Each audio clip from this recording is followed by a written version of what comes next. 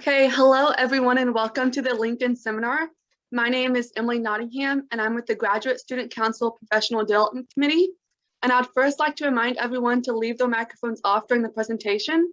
And next, I would like to remind you that participation in this event can count towards earning Graduate Student Council Professional Development Certificate. And graduate students and postdocs can receive 1 point if they attend the full workshop. And the point will be awarded after completing the feedback survey that will be sent to participants after the event. And for those of you who are not familiar with the Professional Development Seminar Series or would like to know more about upcoming events, I'll drop a link in the chat to give you more information. But in short, students who attend at least 5 events organized by the Professional Development Committee and complete the feedback surveys in the 2020-2021 academic year will be rewarded a Professional Development Certificate at the Graduate Student Council Award Ceremony at the end of the spring 2021 semester. So now I'd like to introduce our speaker today, Andrew Coles, who is an Assistant Director at the K-State Career Center. Good afternoon, everyone. It's so great to see so many participants. We're up to 40 right now, so that's fantastic. Before I begin, I am going to go ahead and in the chat, I'm going to put the URL, which will give you full access to all the slides that I'm going to be talking about today, so you'll always have that. I can put that in the chat again at the very end for anyone who joins us a little bit later. So we can do that. Emily, I'm going to share my screen, but could you keep your camera on just until I share it so I make sure that it's there? Okay, awesome. Awesome. And it's totally fine that no one has their camera on. It's okay. I'll be lonely out here. But just until I share my screen, I'd love to keep you on at least, Emily. Okay. Okay. Emily, how does that look? Okay, great. Okay, so today, yes, we are talking about LinkedIn. And I just kind of want to quickly draw your attention to the session title, Using LinkedIn for Industry Jobs. So today, there is going to be more of that focus for industry jobs rather than academic jobs. And I kind of just want to start by just mentioning that industry very much uses LinkedIn every day for hiring needs to keep everyone posted. Academia is still kind of catching up a little bit. Professors maybe have a LinkedIn, but maybe don't put that much into it, or maybe they don't have a LinkedIn at all. So LinkedIn is still a tool that's kind of still gaining traction in terms of the academia side. So that's kind of why today's will be focused more on industry. So let's just jump right in. As always with my presentations, feel free to unmute yourself to ask a question, throw something in the Zoom chat, and we'll just go from there. Okay, great. So LinkedIn for industry jobs. First and foremost, I just want to remind everyone, LinkedIn is social media. So when you think about social media, I think probably immediately we start thinking about our personal social media accounts. So Facebook, Twitter, Instagram, things like that. But we have to always remember LinkedIn is also a social media tool and works in much the same way as our other platforms do. And I also put on there, it's only as good as what you put into it. Meaning when we think about Facebook or Instagram, it's the things that we like, it's the people we connect to that fills our feed and shows everything once we log in and kind of shows us what we're scrolling through. And so that is exactly the same thing for LinkedIn. The more connections we have that are relevant, genuine connections, the topics we're following, the businesses you're following or connecting with, that is what's going to fill your feed on your LinkedIn account. I also want to mention there are about 740 million users on LinkedIn, and some research that I was recently reading was that LinkedIn gains 2 new professionals every second. So it is certainly a quick, fast-growing platform, and hopefully today you'll learn more about how to use it effectively. I also wanted to mention that there are as of today, 135,330 K-Staters on LinkedIn, meaning those who have gotten their education or have linked somehow their education with Kansas State. And we'll talk more about exactly what that means and how we can connect to those K-State alums a little bit later in the presentation. So again, LinkedIn is social media and should be remembered and viewed as such. So think about all the times in your day that you pull up your phone and just quickly check Facebook, check Instagram, check Twitter. That is also the same amount of time you should be putting into your LinkedIn account if you want it to be as effective as possible for you as the user. Let's keep going. This is another big tip that I tell a lot of people. Your LinkedIn account should not be an exact carbon copy of your resume. Okay, so we think about our resume. We've gotten all together. We've perfected your resume to be exactly how we want your resume to be. Now, in your header, where your name is, your contact information, that's a typical place where someone might include a link to their LinkedIn account. However, if someone gets your LinkedIn account from your resume and clicks on that link and it goes to their LinkedIn and they see exactly the same things that they just read on your resume, what was the point of clicking that link, right? So again, it should not be, your LinkedIn should not be an exact copy of your resume. Of course, there will be very similar things, and of course, all of your experiences will still be there. But again, remember, LinkedIn is social media. It's an electronic platform. So that means, by all means, to put links, put videos. We'll talk more about exactly what to feature and where, but there should be that element of using an electric platform for your LinkedIn profile. It's not just a static piece of paper. I don't have a piece of paper. I have this piece of paper. It's not just one static piece of paper where I can't click on things and see a lot of visuals. So just wanted to make that clear as well.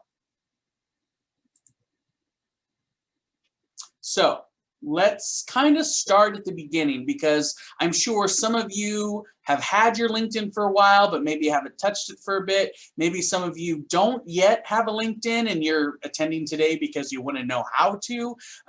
Wherever you're at in the system, or at what point, this is kind of where I wanted to start. So starting at the very beginning. Number one, have a good photo on there. And I think a lot of people maybe think, well, I don't really want a photo, and especially after you've maybe heard me say so many times, do not include a photo on your resume. But on LinkedIn, it's almost expected that you put the photo on. I didn't pull the latest statistics, but employers are very much more inclined to look at a profile if there's a nice professional photograph there. And what I said too, a professional photograph. Don't grab a little snapshot from your Twitter feed. Don't try to take a selfie and use that. Have a nice professional looking photograph for your LinkedIn profile picture. And I also put on there too, remember K-State Photo Fridays. So the Career Center has partnered with Division of Communications and Marketing, and so they have their walk-in portrait Fridays, and we are now partnering with them, so any K-State student can go down to Dole Hall and have their professional picture taken, and then that digital file emailed to them for free. And so I put the link down there, k-state.edu/photo, and on the right hand side you can see when the next portrait walk-in days are, and the next one is going to be April 2nd. So if any of you need a professional photograph, that is an excellent resource to do. And kind of a side note as well, if you need a professional outfit to wear, please remember we have the Career Closet here in the Career Center, which is located in the Bernie Family Welcome Center. Free professional clothing for all students. You keep whatever you take, suits, dresses, slacks, belts, ties, whatever you need, we probably have it here at the Career Closet. Okay. So that's step one, profile picture. Step two is the headline. So the headline is the information that usually comes right after your profile picture. LinkedIn defaults your headline so that it's usually the title of your most recent experience. That's what it automatically will default to. But what is a better way to do your headline, or a better way to kind of encompass all of your experience, because we have to remember our headline shows up when people are searching for us, or in the people you may know. It'll be your picture, your name, and your headline. That's what people will see. So it's a great opportunity to really kind of dive a little bit deeper and make it, you know, because if I would have kept the default setting for myself, it would just say assistant director. What does that say? That doesn't say really anything about the heart of the work that I do. And so if you'll read there, kind of start thinking to yourself, what are you all about? Who are you? Who do you help? What is your passion? Areas of expertise, using industry-specific language. Those are all things that should be considered when you're doing this headline. So I think that's a really good place to start there. As you can see, I use mine. So my topics were higher education, project management, speaker and workshop facilitator, career advisor, networker. Those are kind of the main areas that I want other people to know about me right from the get-go. For other people, it might be more of a narrative or more of a paragraph format of what to type, you know, seasoned professional, focusing in X, Y, and Z.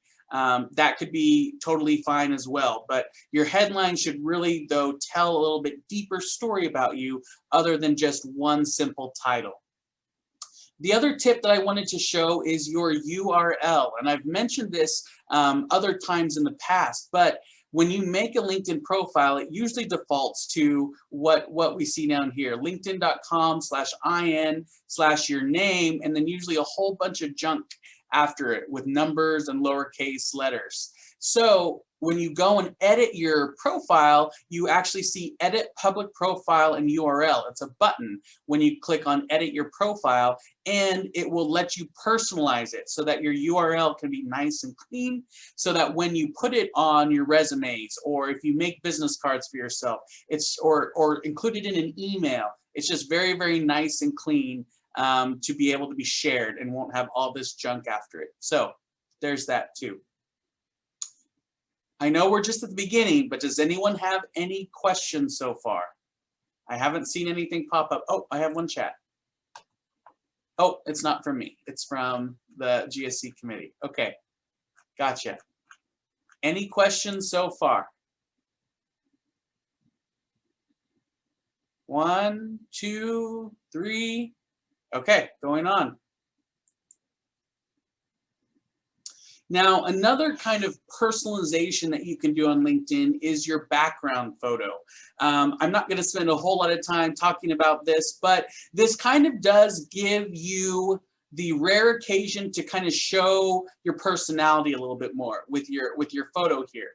I kind of chose a fun little geometric type window aerial photo. I just thought it looked kind of cool. But also within the Career Center, I work with the college's architecture, planning and design and arts and sciences graduate students. And so I thought, well, it's kind of architectural, but I just kind of liked it. So that's why I picked mine. But you can pick whatever you would like. You can change it out, you know, to go with a certain month if you want to. It could be a landscape. I would not recommend it being a picture with people in it. I probably would not advise that. Sometimes people use like free software platforms such as Canva, which I make all my presentations in Canva, but you can also, they already have pre-made templates for LinkedIn cover photos that you can use and manipulate so it saves it at just the right size as well. So feel free to always do that. Sometimes people kind of put an extension of their headline, so kind of more areas of expertise. They might put, you know, by words and make it look a little bit more graphic or visual. So that can be another option. But background photo, I would recommend putting something there instead of just that default. I think the default is just a gray background, but background photo is there. Okay, so now the rest of the presentation really, though, is going to be me just kind of going down what a typical LinkedIn profile would be. So we've talked about the photo so far. We've talked about the headline, that information that goes directly under that profile picture. So now we kind of go into the about section. one of my mentors in graduate school that I really, really liked, one of my professors, she would always kind of bracket all of our paragraphs or all of our work in grad school. And so she would bracket each paragraph and say, so what? So what? You said this, you mentioned this, but so what? What was the point? What was the meaning? And so I always love using that so what mentality, and I think it fits really, really well for this about section.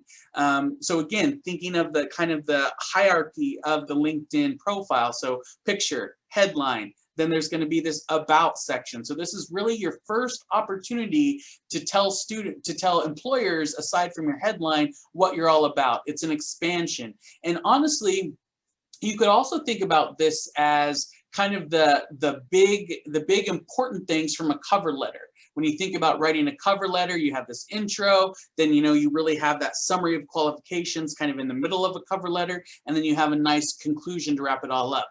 You could even think about this about section being kind of that involved, really specific areas in the middle of a cover letter too. But also think about, why should people continue reading? Why should people continue to scroll through the rest of your LinkedIn profile? What's your passion? Could this be more of a narrative story to identify, why do you do this work? What are your priorities, type of thing? And so I just threw my about section there. I decided to do more of a bulleted form just because that's kind of how I work. Like I said, other people do more of a narrative, so more of a paragraph format. Whatever you think will be the best fit to describe your experience, but also with your industry in mind. Depending on what industry you're in, do you think they would react better to a bulleted kind of short preview in the about section, or does your discipline call for more of a narrative? So it's very specific to what type of industry you're going to go into, but that's kind of what your about section is all about. And I should also say too, before I go much further into this, is at the Career Center, we can absolutely help you with your LinkedIn profile, with your LinkedIn account. And so when you go and make an appointment through Handshake with the Career Center, there's kind of a la carte menu of different options to pick from. And there will not be one that just says LinkedIn. But probably the most relevant category to choose would be job search, the job search category, and then in the notes you can say, would like assistance with my LinkedIn account, and that would be perfectly fine. So I'm going to be going through these pretty quickly so that we have time to talk and debrief and maybe talk about some more specific scenarios. But just to know, we will absolutely, or we can absolutely kind of help you talk out and pinpoint what maybe should be highlighted in your headline and your about section and in any other sections that I cover as we continue the presentation. Okay, so we talked about the about section. Feeling good? Hopefully. Again, I'm looking at blank squares, so I'm going off of that. Going on. Following the about section, there is a featured section. Now, this is probably that first then instance of where you can really utilize LinkedIn as an electronic platform to be able to put links and media and reports and charts. This is really that first place on your LinkedIn profile where you can start inputting some of that information. And so as you can see, it says featured, and it says showcase your work by featuring your best posts, documents, media, websites, things like that. I also kind of put more catered toward graduate students. Maybe you have an academic blog, your latest research paper or article that was just published, any type of reports that you've done, a thesis report. Maybe you do have your own website. I also said, what about if you are presenting at a conference? One of the things that I always do when I present at a conference is I will put my slides on my LinkedIn account.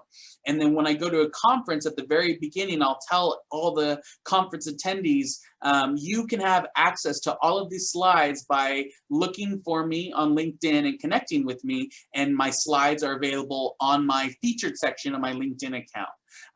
That's just a great way, especially at conferences. You don't have to take all the business cards and try to email everyone back your slides. They can have access to the slides instantly. Whew, that scared me. But that's a really good strategy for that though too. So presenting at a conference, that's a good thing to use. But again, blog, research paper article, reports, websites, anything else like that in your featured section. There is also the opportunity to move the featured or to add featured presentations, other things directly to experiences, and I'll show you that here in a little bit. But this is kind of this overarching featured section that you just want everyone to notice right away or get access to right away.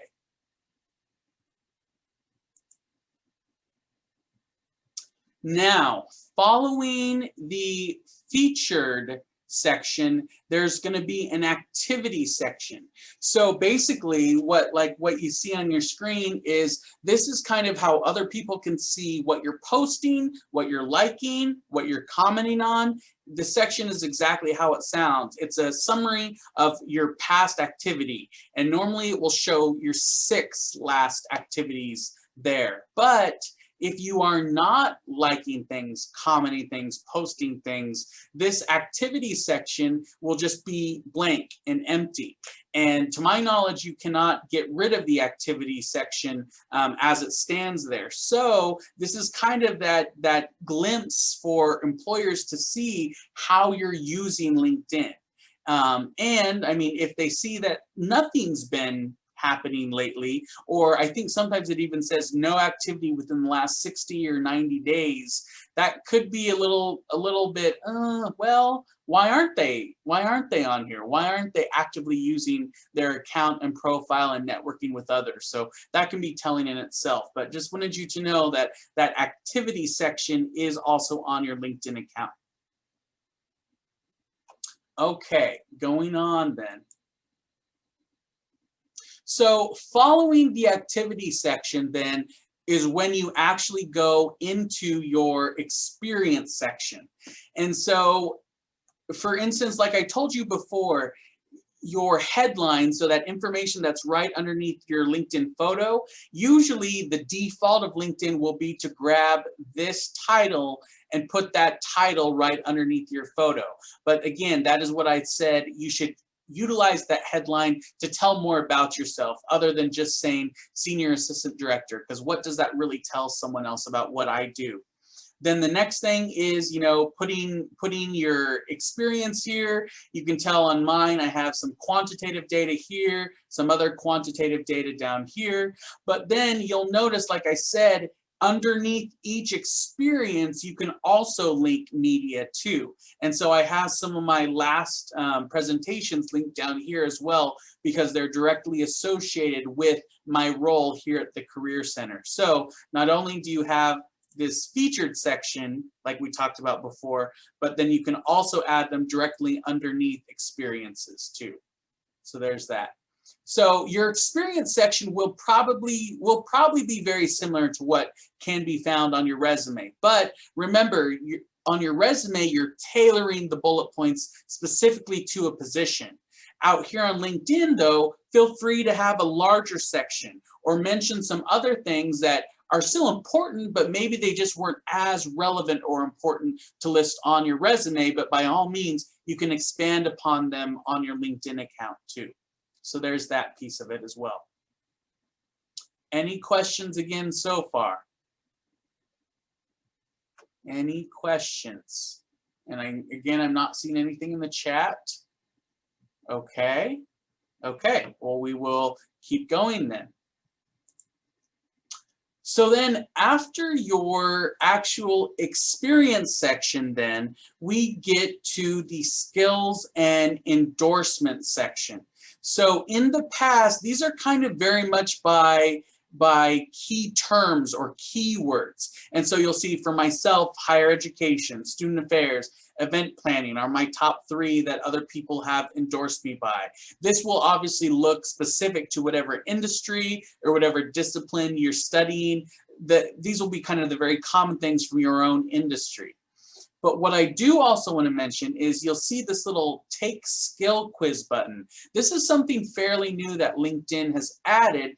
And essentially, if you would click on this button, it gives you this kind of screen. And basically it says, check your skill level, answer 15 multiple choice questions, score in the top 30% and earn a skill badge. And so LinkedIn has started implementing these skill badges almost to gamify a little bit LinkedIn. I've not heard directly how much weight recruiters kind of actually hold based on badges, the skill badges, for instance, but I mean, they're 15 multiple choice questions. So if you would rather, maybe if you're just getting your LinkedIn started and maybe you haven't been endorsed by a lot of individuals yet, then maybe a skill quiz would be something to at least add some relevance to kind of show your proficiency in some areas here. So that could be a possible thing as well. Now, I think a lot of people talk about skills and endorsements and then also talk about recommendations. And so these are both sections where your connections or your colleagues or your peers, people you know, can kind of vouch for your own experiences. And I think that employers do kind of pay attention to what other people have said you're good at. And so when it kind of comes between the two, if you would like to ask someone to endorse you or if you would like them to give you a recommendation, I would honestly probably prefer more that they give you a recommendation down here, because up here it just says, you know, this contact endorsed you, 41 people have endorsed you for this, 33 people have endorsed you for this. So this is kind of the quantitative section, if you will, whereas this recommendation section is more of that qualitative section where people are actually able to add more specifically about their experience or specifically with their work with you or in conjunction with you. So again, if someone is maybe you met someone at a conference or a colleague and you're just really connecting with that other individual, and they might say, I would love to give you a recommendation on LinkedIn, and you could say, okay, great, yeah, I would love that, and I'd certainly return the favor.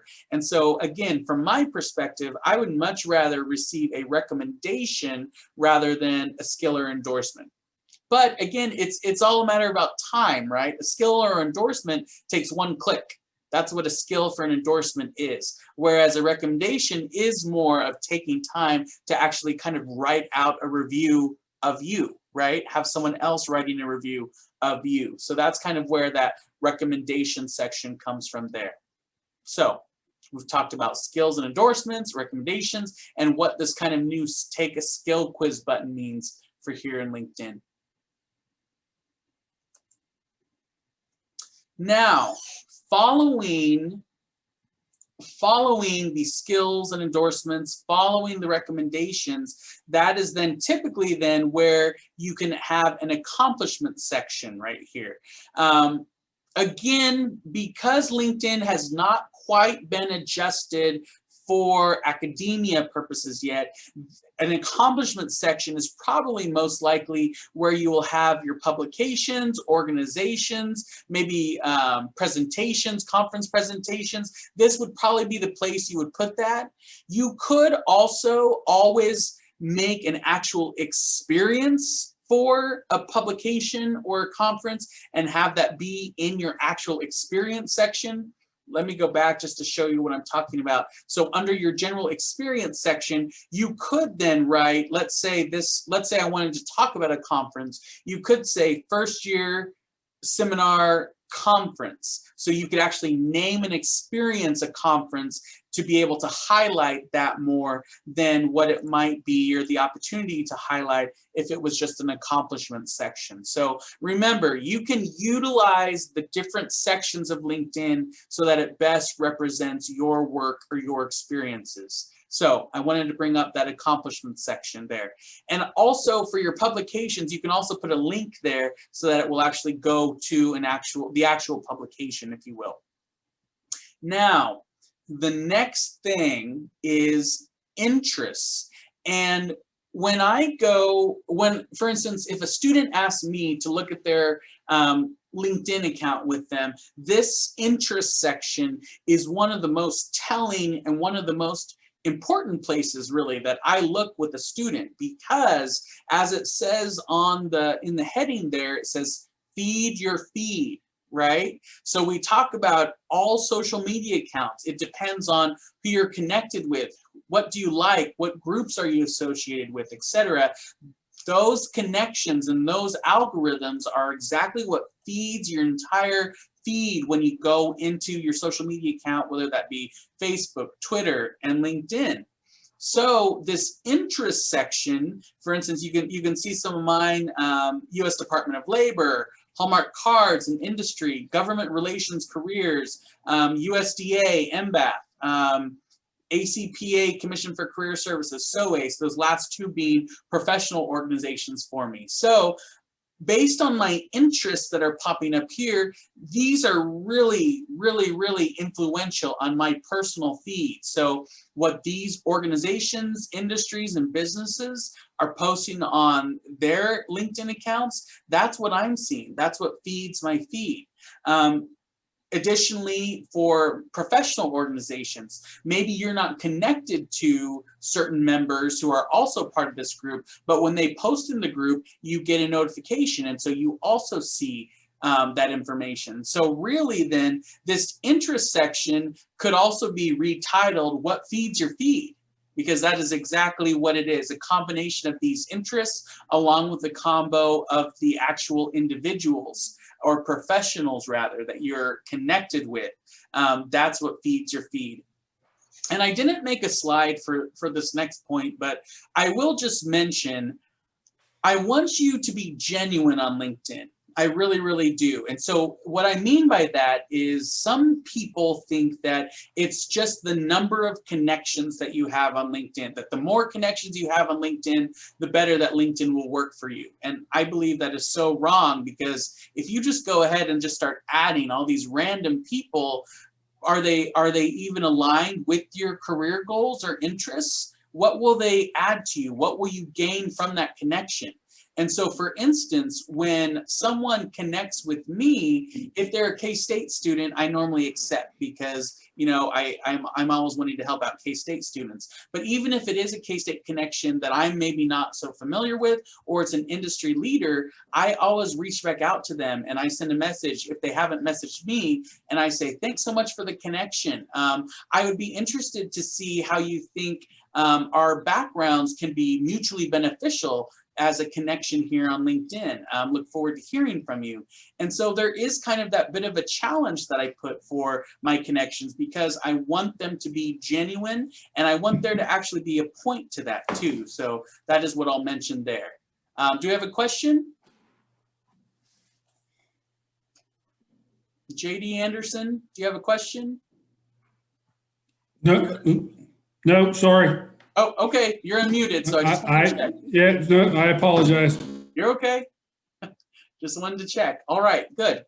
So again, feed your feed with the interests that you connect with and the individual genuine connections that you have. All right, let's go then to the next part. So now that I'm talking about the feed and what feeds your feed, I wanted to kind of give a quick little tip too. So for those of you that are actively looking for opportunities right now, here's a quick little tip. So when you go to your feed, once you have your feed pulled up, you can go to the top little search bar, and I even go by hashtag. So I put hashtag hiring as what I search for. I hit enter, then in this green little box, then you can specialize, well, where do you want to search for hashtag hiring? I want to search for the posts. So the posts that are actually in my feed. So out of my whole feed, people are talking about kind of what they're doing at work, accomplishments, what their organization's doing. But a lot of times right now, they're also putting out what job opportunities they have, or what job opportunities they know about. And they'll usually say that by hashtag hiring. And so by searching for this in my posts, I can just then specialize my LinkedIn feed to just really highlight or show off those posts that mention hashtag hiring. So for instance, this connection talked about she's looking for someone because she had to leave her current job. So she put referral, job opening, careers, recruitment, hiring. So that's why that popped up. But still, you can further filter this by looking to see how recently someone posted a hashtag hiring. You can filter by the author's industry. So if you're working with a specific industry, you can also focus it by there too, because you'll notice when I did hashtag hiring, you know, almost 700 results popped up. So that can still be a big mountain to climb in itself to sort through those search, the search topics that popped up. So you can, again, do it by date posting. So maybe we just want to see in the past 2 weeks what's been posted, hashtag hiring. And again, searching by industry area. But this is a really, really good tip though of how you can personalize your feed to look for those active hiring job post announcements. And I will say too, since the pandemic, LinkedIn, as far as my viewpoint goes, there have been so many job opportunities, a lot more than before the pandemic, showing up on my LinkedIn feed. Sometimes even exclusively on LinkedIn, whereas they might not even show up on the actual company's website there too. So LinkedIn is a great, great place for job seekers right now. And again, it will depend on who you're connected with, who you're following, the groups you're associated with. I was working with the student just earlier this week, and we were talking about LinkedIn and being genuine. And this student admitted that they were pretty introverted and kind of were very hesitant or scared to make connections, particularly connections with very well-known people in their industry. And I can acknowledge that. That is certainly a feeling that some of us may have. I do want to mention though that if a leader from your industry or someone who's very, very well known, there is typically an option when you go kind of look over the options of how to connect with somebody, there is usually a follow option. So you don't necessarily have to connect with someone, but you can rather follow what they're posting and what they're throwing out on LinkedIn. So that is one way where you can still be connected with someone by following them, but not actually be connected and, you know, having that anxiety associated with making a disingenuous connection if you don't know them on kind of that level. So I will say that. I'll pause again. Any questions that we may have so far? Questions about this yet? No? Okay. Okay. We are getting a little bit going on time, so I want to kind of leave the rest of this presentation to really dive into the LinkedIn alumni search tool. This is a tool that I use probably daily in my work here at the Career Center, and a lot of people don't know that it's out there. So I'm actually going to exit out of this presentation and kind of do a live demo of how to use that. But before we jump in though, I guess I just wanted to, these are two screenshots of it. So when you search for Kansas State University on LinkedIn, the K-State page will pop up.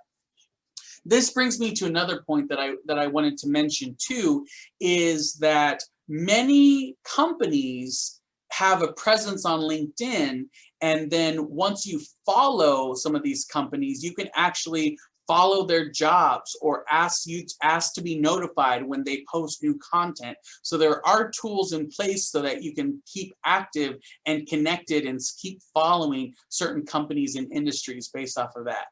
We have a chat. I don't see a section for recommendations. Does it only show up after someone has given one? That's a great question, Dalton. I do not know the answer for that. Maybe because you don't have one, that could be, but if you go into edit your certain settings, you should see if a recommendation section is an option when you go and edit it. So that might be telling there. So that's an option there. Miriam says, do you have to pay from premium to use the alumni search? No, you do not. No, you do not. And I'm glad that you brought that up, Miriam, because There are some features in LinkedIn that unfortunately are linked to premium based off of, maybe who viewed your profile, or LinkedIn has actually also started doing collecting and providing salary data, but you actually have to kind of disclose your own salary to be a part of that. So there are some give and take features of LinkedIn, unfortunately, but the LinkedIn Alumni Search Tool is not one of those premium features. That's a great question.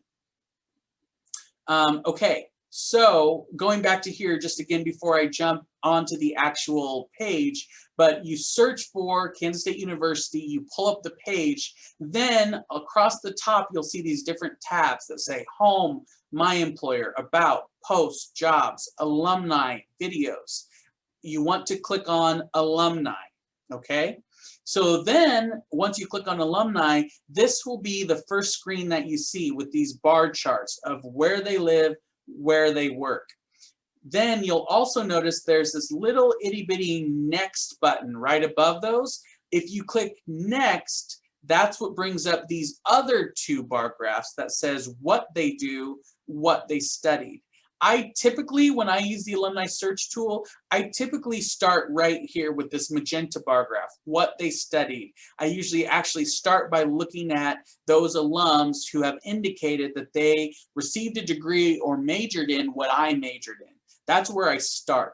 So once I add something here, then automatically these two graphs, where they live, where they work, automatically update. And I can kind of work backwards from there. And that's how I prefer to use the tool, but you can use it however you would like to. So why don't I get out of this real quick?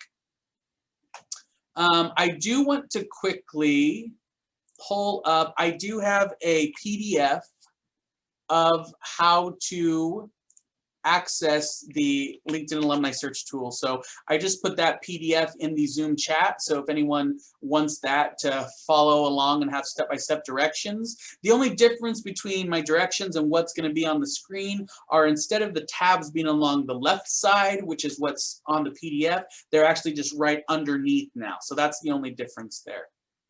Okay, let's jump to LinkedIn. Emily, can you give me a thumbs up if you see LinkedIn now instead of my presentation? Okay, great, thank you. Okay, so here's the feed. Here's the feed that I talked about. This is all, again, based on my connections, based on organizations that I follow, etc. So that's my feed there. So let's specifically talk about this LinkedIn Alumni Search Tool, though. So again, you'll go to the top. In search, you'll type in Kansas State University, and a couple different, or a lot of different K-State options will pop up, but you'll want to click that top one where it says Kansas State University Company Higher Education. That's where you'll want to go. So we click that, then it will load and load. There we go. Okay, great. So then again, here are the tabs that I talked about. Home, My Employer, About, Posts, Jobs, Alumni, Videos. So you'll want to click on Alumni.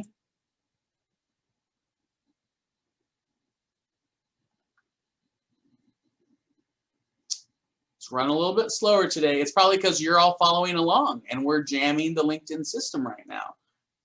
It's totally accurate, right? Okay, so I told you that when you first click Alumni, where they live, where they work pops up first, okay? I, though, do not like to start with these. I like to click Next, and instead, I like to start with what they studied, okay? Emily, what are you studying right now? Biological systems engineering. Okay, biological systems engineering. Let's just start typing that.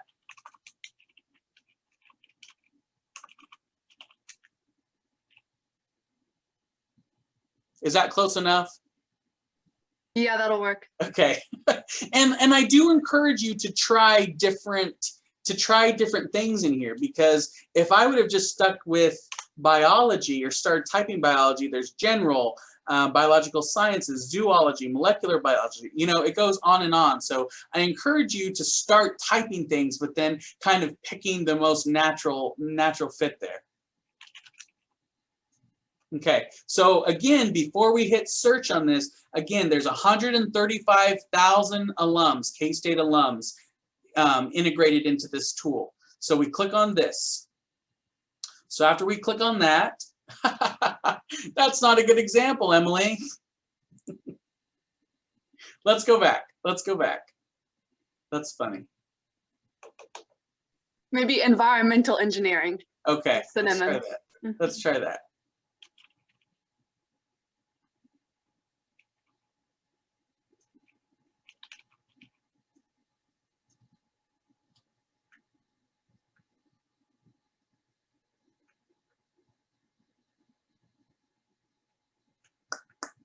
So this is interesting because instead of actual, oh, see, it defaulted. So when I clicked it, that's why. We need to go back to where they studied. Okay. Okay, there it is. Environmental health engineering. Let's click that. Hopefully we'll have better results this time.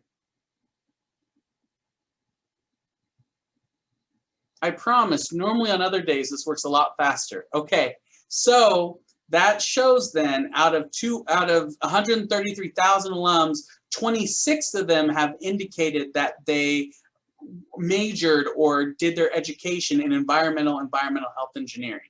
Okay, so depending on what type of topic or discipline you search for, obviously this number will differ greatly. But let me just show you then. So now that we have what they studied as a filter, now these two columns have automatically adjusted. So now we see where they live. So out of these 26 alums, we know where they live and where they work. So let's say we were interested in the San Francisco area. Okay, so we can specifically then click on San Francisco. Then it will repopulate. So we're looking, it said there were 2 in San Francisco. And so we can see one of them works for Illuvio. And then the other one is down here and is a senior engineering manager at Black and Veatch. So we've identified then alums who have majored in what we've majored are living or working in the area that we're interested in, and then hopefully now we know where they work for. And so with more search results, this can tell us more obviously, but essentially though, it will not only identify alums that you can reach out to and say, hi, I am a fellow environmental engineering student at Kansas State University. I see that you are working in the San Francisco area. That is where I'm hoping to relocate after graduation. I'd love to schedule an informational meeting or just get any tips from you about relocating to the area. You know, something simple like that. So it gives you the opportunity to identify alumni, but in turn, it also then provides you a list of companies or industries in this geographic area that maybe you had not heard of before or considered before, but already you kind of have an advantage over others because they have K-State alums actually working for them in that company. So very, very, very powerful tool. So easy, and again, it is free. You should not have to pay anything extra. Anything that I've shown in the presentation are just for a standard LinkedIn account. So there is that. I will say quickly too, because I just happened to think about it though, but if you want to use the LinkedIn search tool only to kind of identify employers, but maybe you aren't ready to put in the work to actually create your LinkedIn profile right now, you can in your privacy settings hide yourself from employers so that you won't show up in search results, but you can still utilize the LinkedIn tools though for your job search. So I would recommend that. So if you just have kind of a skeleton of a profile out there on LinkedIn, I would probably hide myself. or if you know you have a LinkedIn account that you made maybe 3 or 4 years ago that's not accurate, I would either update everything real quick or again, hide myself so that it's not a misinterpretation of where you're currently at in your experience and with your relevant experience there too. So there is that alumni search tool. So let me look at time real quick. We're about 2:50, so that's great. I'm going to stop my share and we're going to get back here to everybody that's out here. I do have a chat. Is there a way to go directly to a city without going only to alums? Well, potentially. So the benefit though with this tool is that it does let you just kind of seek what K-State alums are going to there. Let me just type in. So I just typed in Houston, Texas. So I just typed in, let me share my screen again, sorry. So I just typed in Houston, Texas, then in this top search bar. And so then it does come down to people, companies, jobs, groups, schools, posts, events. So based off of this, technically it should pull up companies within Houston, Texas. And it does, but I mean, it's such a big topic. So you would want to do it by industry, location, things like that. So yes, there would be a way to do that, Miriam. Okay, I'm back here with all of y'all here. There's 50 of you on here right now. Surely there's some questions out there. What are some questions? Hi, Andrew. I have a brief question. Hey, Joseph. So this actually goes back to the featured section and the accomplishments section. Okay. So I'm not entirely clear on what I would want to put in the featured section as opposed to the accomplishments section. They seem kind of similar to me. They are. Thank you. They are. And really, I think the main difference I would recommend that you kind of have your mindset around is what do you want them to see first? Okay. And so your featured section is, again, right at the top of your LinkedIn profile. So that's what all employers, even if they just click on your name and your profile pulls up without them even having to scroll down any, they'll see your featured section. Okay. So that's like stuff I want to highlight. Yes, Okay. absolutely. Yeah. Great way to look at that. What other questions are there? And I know there's quite a few more people on than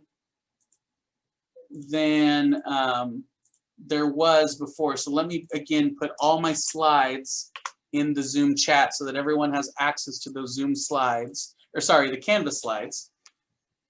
But what else are you still thinking about based off of LinkedIn and what we just talked about together?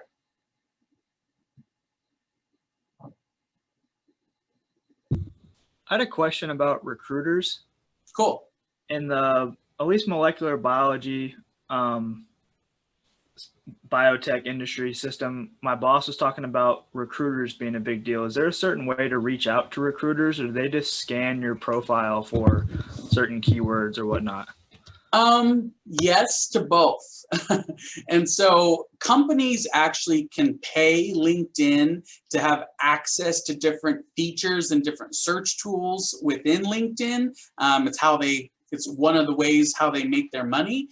And so some of the bigger companies like Amazon, Google, of course, they're paying top dollar to identify talent and use all the tools that LinkedIn has to identify those talents. However, when you go into LinkedIn and you look at a certain company or a lab, a certain business, you can pull up their page then, and there's usually a people tab underneath their page. So when you go to people, that again is everyone that has said that they work for or have worked for this company at some point in time. So based off of that people tab, you could then scroll through and find talent acquisition, human resources, recruiter, and you could absolutely send out a message to them too. That is definitely an option to do that. Awesome, thank you. Yeah, for sure. I think we got some more chats here.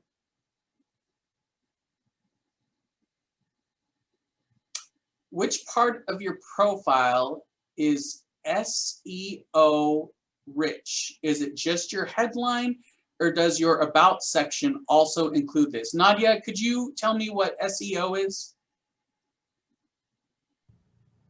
Yes. So my question is related to like when somebody does like a Google search, will your headline or will stuff in your about section be tied into that? So when they pull those keywords, so say for example, I'm going to put like industrial psychologist in my headline. Is that something that needs to be, is it also going to pull it from my about section or my skill section? Like where's that coming from? That's a great question, and that's kind of high level as far as the tech tools go and what it's drawing from. But I think though, absolutely, the more instances, or especially if you do have some keywords in your headline, when someone is looking for you with kind of one of those major keywords, yes, it should be pulling from your headline for sure, because like I said before, even, you know, when you show up in just the general searches for in LinkedIn, or when you pop up in as a person you may know to someone else, your photo pops up as well as your headline. So I would assume that a lot of that information would come from your headline. And so I think that's another great way to indicate that. But if someone was doing a Google search and said Andrew Coles plus higher ed, my LinkedIn profile should absolutely pop up, or there should be an easy track to find that. So, but I would definitely say from the headline and the about section primarily, Nadia. Thank you. Yeah. Aaron, some advice. Try to avoid political statements or posts. This is not the forum, or at least it should not be. Thanks, Aaron. I appreciate that. I appreciate that. I think you're absolutely right. Some people definitely see LinkedIn as a social media platform, but they're using it in the same way that they maybe would for their Facebook or their Twitter. That certainly shows off more personal information about some of their views or their stances, etc. I will say that depending on who you ask, people have different interpretations of this, but you know, I basically say, you know, don't put a cat meme on your LinkedIn. Don't put, you know, specific things like that. And not only for how it could potentially offend someone else or tell someone else something about you, but it's also about biases though too. Just like we don't put, you know, photographs, our age, our family status on our resumes because of potential bias. That's kind of the same thing that would go into your LinkedIn profile, for instance, too. So I think there is a fine line between going too far, but also still showing off enough about our personality that, you know, these key parts of our identities are important to us. So we definitely want to live those, and we wouldn't want to filter those from a potential employer because of what type of work environment we're expecting too. So there's a lot that goes into that, but yes, being professional for sure. Okay, sorry, Lena. The seminar video will be shared. Great. So this video will be shared there. I know we have like two or 3 minutes left. Does anyone have any other questions that you can think of about LinkedIn? Quick little things that you can think of.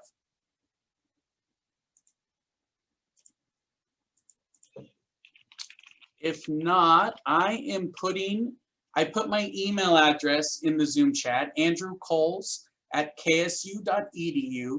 So if any of you have any additional questions about LinkedIn or would like to set up an appointment with me, definitely send me an email. I'm here to help you with whatever you might need. Nasik, do you have a question? Yeah, so like if I have multiple accounts, like how can I delete one? Because how long it takes to delete some older ones? Okay, so as long as you can still access them, you should be able, I think it's under your settings and privacy, potentially. It should be just a quick Google search to show how to delete your LinkedIn. But I know that it is a thing with some people that they can't remember what email they used or what password they used. So sometimes these skeleton profiles do live out there. So it's just kind of all the more important to, if you can't get rid of one, just really focus and highlight and promote the one you do want to use. But I'm sure there is a way. Okay, yeah, thank you. You're welcome. All right, Emily, I'm going to take it back to you. All right, well, if there aren't any more questions, I'd like to thank Andrew for speaking today. And I'd also like to remind everyone to fill out the feedback survey that will be sent in your emails. So thank you. Have a great afternoon.